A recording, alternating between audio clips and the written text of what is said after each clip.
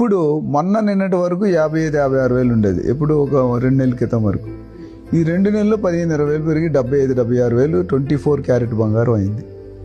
But ఓవరాల్గా starting నుండి చూసుకుంటే అప్రిషియేషన్ తక్కువే. అదే 25 సంవత్సరాలు 30 సంవత్సరాలు రియల్ ఎస్టేట్లో పెడితే దీనికి రెట్టింపు అయిపోతుంది.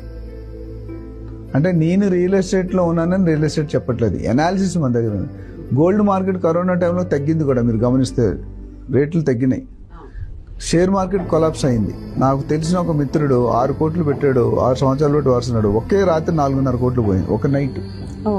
ఆ నెల రోజులు బయటికి అంటే అండర్ గ్రౌండ్ వెళ్ళిపోయాడు. 4.5 crores అనేది ఒక నార్మల్ మనిషికి చాలా పెద్ద అమౌంట్ అమ్మా. కానీ రియల్ ఎస్టేట్లో అంత లాస్ అయింది అనేది ఎక్కడైనా విన్నారా మీరు? భూమాత నమ్ముకున్నది ఎవరు లాస్ కాదు అది.